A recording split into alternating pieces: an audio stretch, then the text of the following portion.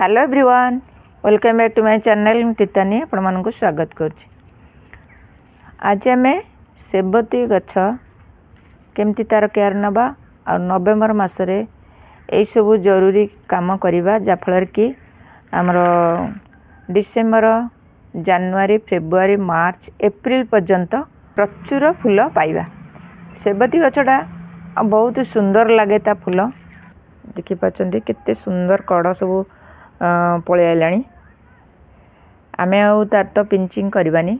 आमे एबे जो गछ 15 दिन भितर जो गछ लगे से गछर मूल पत्र गुड़ा सफा करदे जहाँफल कि उपरे न्यूट्रिशनटा भल पाइपर, भल से तार कढ़ आसीपर आ फूल फुटी पार। कारण ये गछ आपण मैंने पिंचिंग करिपारंती, किंतु ए गछ जेहेतु फूल कढ़ हो सारा ए गछरे आउ पिंचिंग करवानी।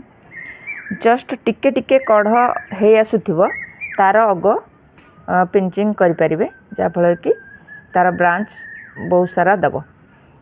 खरारे गछ रही थाए, छाई रे गछ रही पारेनी। आ पानी देखी चाह देवे जहाँफल कि माटीटा सब मॉइस्चर रही दरकार। सब बेले सेबती गछरे पानी दिया जाएनी, निहाती 2 दिन थरे पानी देवे।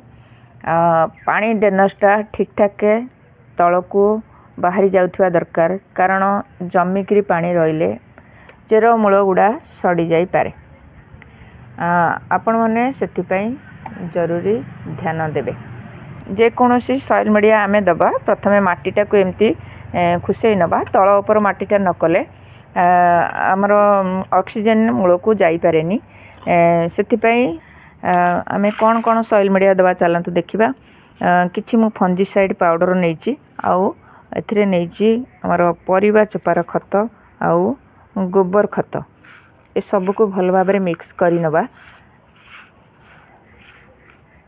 सब मिक्स करी आमे प्रत्येक गछरे दबा।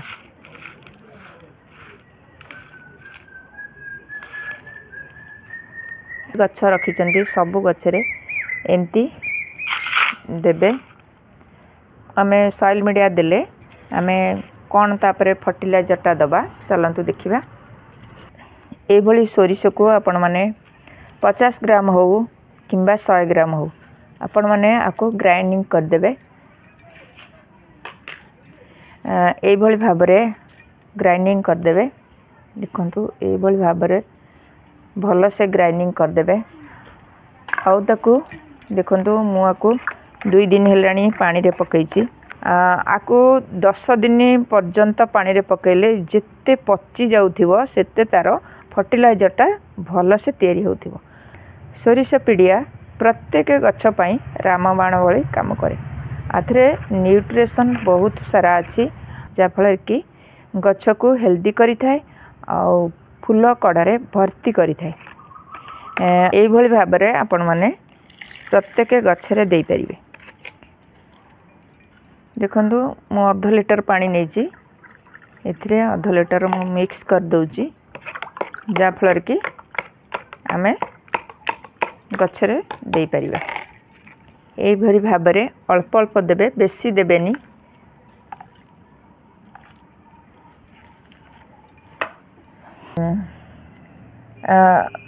पानी अधिका देबेनी। जदि पानी अधिका हेई थाए ताले फंगस निहाती लागी जीवो तळे।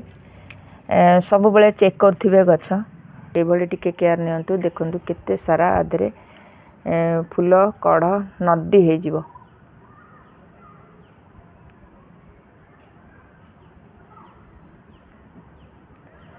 देखंतु सबु गछरे आग गछ गुड़ारे सबु आमर कढ़ पलि आसलाणी। अनेक गछ अच्छी तले जो गछ आमे लगैचे गत वर्षर अच्छी से तो मेंचे मेंचे तादरे फूल फुटी सारिलाणी। ये हूँ मोर मासकर गछ। ये तो 15 दिनर गछ सब लगे।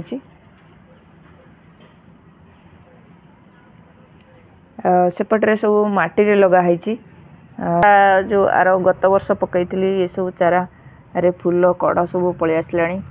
ये तो एबे सब पकई 8-10 दिन हम ये चारा सब लगे। मु पिंचिंग करनी निहाती समय सुविधा देखी करदेवी। समय हो पारुनी बहुत समय अभाव शीत दिन हो गलानी तो